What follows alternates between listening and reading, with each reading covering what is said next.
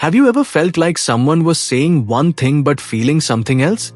Like their words were calm, but their eyes spoke of pain or anger.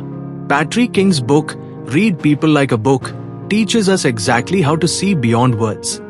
How to read people's minds through their behavior, expressions, reactions, and emotions. It's not magic, it's psychology. And once you understand these hidden signals, you can truly understand people.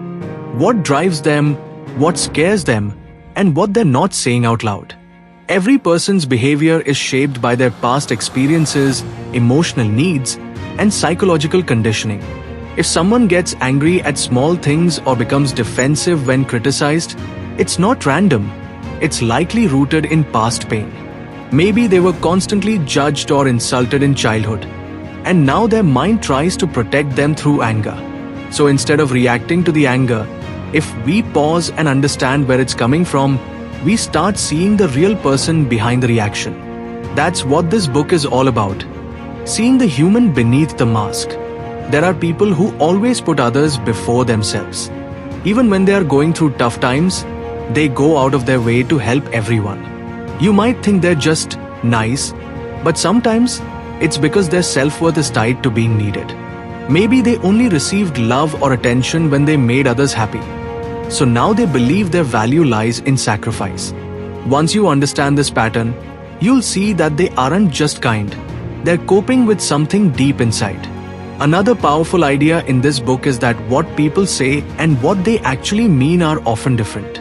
Someone may say, "I don't care what others think," but when criticized, they get disturbed for days. That's a sign that they actually care a lot. They just want to appear strong. But their reactions tell the truth. Actions always speak louder than words. And once you start noticing these patterns, you can read someone's inner world even if they don't express it verbally. Some people behave differently depending on where they are. They might be fun and talkative among friends but quiet and serious at work. That means they're good at adapting. But some people are always the same, serious everywhere, or always joking. That shows us their true inner personality, not just a reaction to their surroundings. And sometimes, people act confident, but the moment they are challenged, they become uncomfortable or avoid the topic.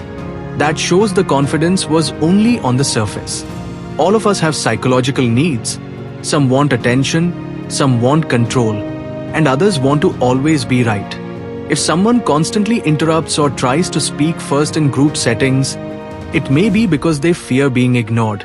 Once you understand what someone deeply needs, you'll also understand how they likely behave next time. That's the power of pattern reading. People don't make decisions purely based on logic. Their past fears, failures, or hidden hopes also play a role. For example, someone who keeps rejecting new opportunities may have a fear of failure, probably because they failed before and it hurt too much. So now they play safe. On the other hand, someone might jump at every opportunity, not because they're brave, but because they're afraid to miss out. They might believe success only comes if you act fast. These are also patterns, and when you see them, you stop judging people and start understanding them. Body language is another massive part of reading people. Often, people's body reveals what they're really feeling, even if their words say something else. Suppose you ask a friend, "Are you okay?" And they say, "I'm fine," but their voice is low, eyes are down, and shoulders are drooping. Clearly, they're not fine. Similarly, if someone says, "Great job," but has a tense face and stiff posture, they're probably not impressed. Our bodies can't lie for long. Small signs like looking away, checking the phone too often, fidgeting, or avoiding eye contact. These are all powerful signals of discomfort, boredom, or anxiety. What's more, this book teaches how to spot lies. Most people think lies are about words. But actually, lies are revealed in micro-expressions, tone shifts, and subconscious gestures. If someone avoids eye contact, touches their face repeatedly, or their voice slightly shakes, they might be hiding something. And the truth is, we all use defense mechanisms, ways to protect our ego or emotional self. For instance, Someone might always blame others instead of taking responsibility. That's called projection. Or someone might totally deny there's even a problem. Denial.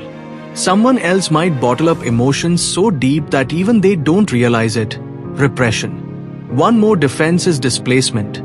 When someone gets angry at the wrong person, like getting scolded at work and coming home to shout at family.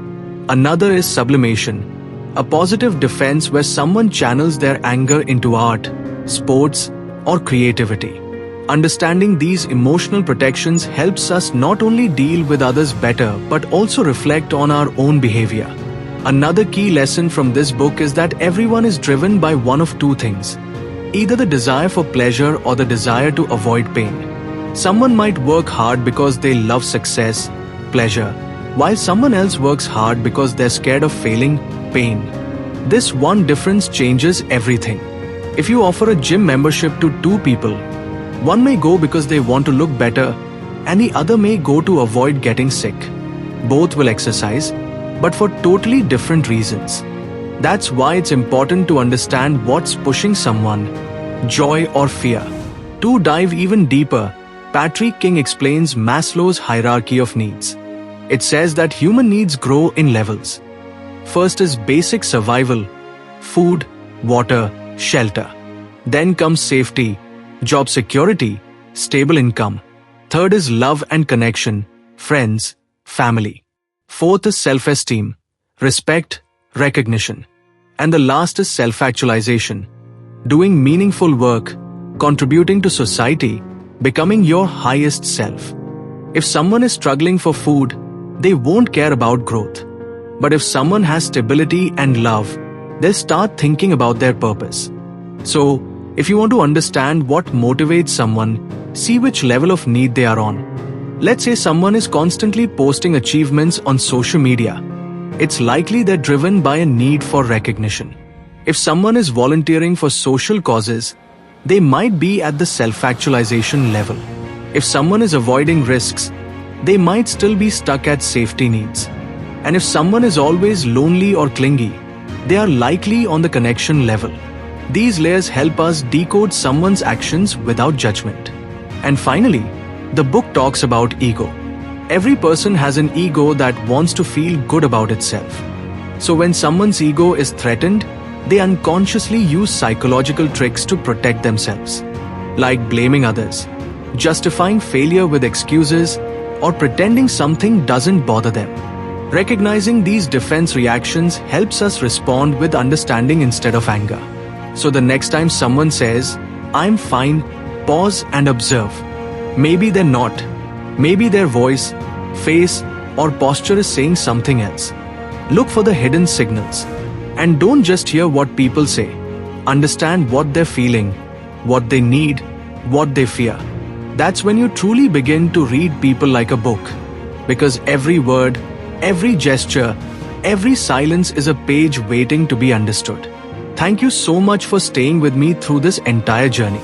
If you found this audiobook summary helpful, do like, share, and subscribe. Because sometimes, understanding others isn't about changing them. It's about seeing them clearly.